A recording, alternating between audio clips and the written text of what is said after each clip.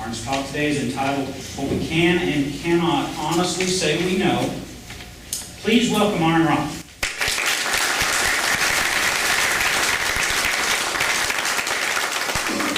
Thank you, everyone. It's quite a pleasure to be here. Thank you, Matt.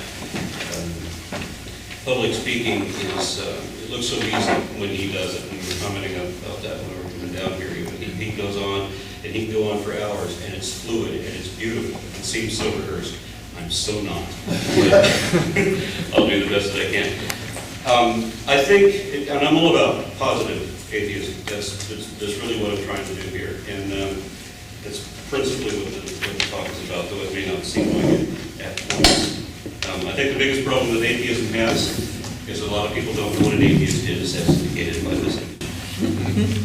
Several people, some of my oldest friends, and so far each of my daughter's boyfriends have told me at some point that they don't agree with atheism for whatever reason. It usually turns out that they think that that label means that I'm a nihilist, or that I refuse to accept that incredible things may still be possible even though they can't be proved. I correct them on this, and I say that I'll accept that any number of improbable or unexpected things might be real. But I know better than to go forward and say that these things are real when there is as yet nothing to indicate that, and therefore no reason to believe it.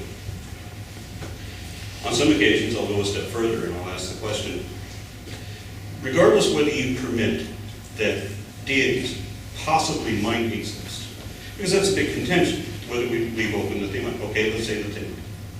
Aside from that, are you convinced that an actual deity, an actual God, meeting the definition of a God by anyone's standards, really does exist? And usually, the answer is no. When I hear that, I follow up and say, well, why do you criticize me for being an atheist then, if you're an atheist too? It doesn't work though. Nobody ever folds that easily, and so I have to go on proving the point. In all discussions relevant to understanding complex or controversial subjects like science or religion, I try to use very precise language. I define my terms unambiguously and inflexibly, and I try to be sure that the definitions that I use are defensively accurate. For example, I could not define the word God such that it only applies to the primary deity of Western monotheism to the fiat exclusion of every other deity that is already universally accepted as such in every other pantheon since ancient times, including those that predate this image. By the way, this is interchangeable. This could be Zeus, it could be Yahweh. It didn't really. Now, one second.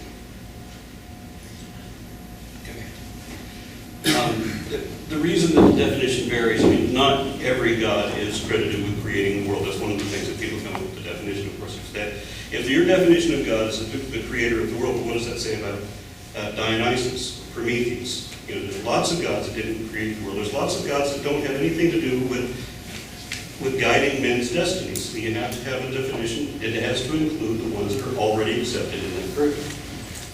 So,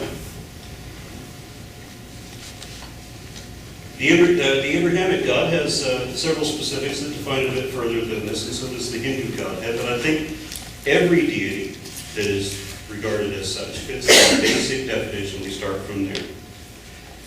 And so if it doesn't make sense to you that all future events are magically orchestrated in advance, yet are alterable just by closing your eyes and knowing which, or if you just can't make yourself believe that anything so genie-like as this actually exists, then you are an atheist, one whose worldview, perspective, or outlook does not include a God.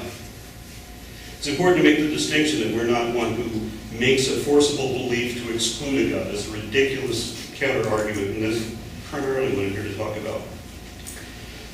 Because more popular and unfortunately dominant religions want to redefine a lot of terms to suit their needs. For example, the word God applies only to their God and not to, say, Thor, Odin, or Bast, in order to avoid embarrassing comparisons. Likewise, they may define religion such that it would include anything and everything that anyone was ever interested in for any reason, so that they can say that any other viewpoint is just as religious as theirs. They also might want to redefine faith, so that faith can be a reasonable assumption according to the evidence. This way they can pretend that we have faith just like they do. Now, I'm very counter to faith. Faith is the focus of my objection. It's not that I choose to reject a God. I don't believe anything on faith, and God falls into that category. So I, of course, object when I'm put in the category of faith-based believers. I consider the mere requirement of faith to be an adequate indication of the truthlessness of religious claims. Faith is inherently dishonest, and I find it amazing that the defenders of the faith will readily admit that, but only when they're trying to project their own faults onto me. When they want to accuse me of being a faith-based believer, then faith is bad enough than it is.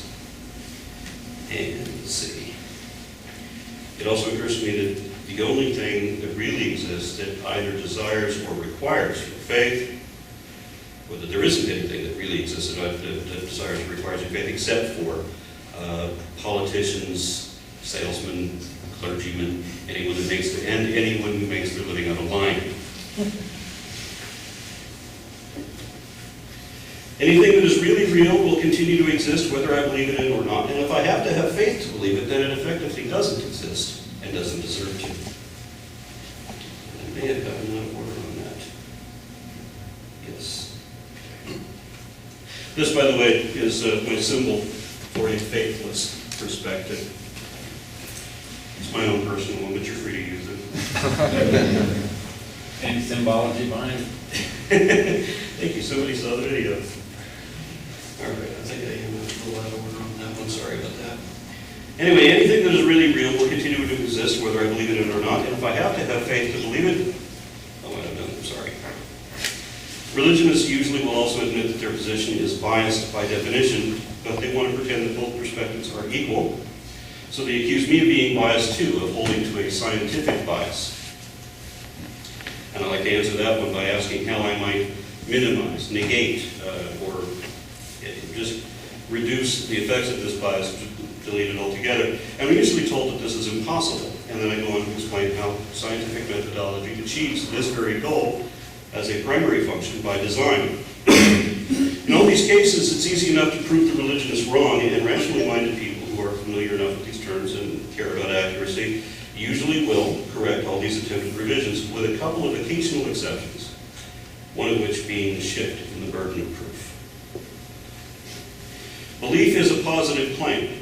If you believe that a God exists, it's no different than if you believe in Bigfoot, or the technological supremacy of ancient Atlanteans, or if you believe there are extraterrestrials working in our government, or that homeopathic medicines work while fluoridation and vaccines do not.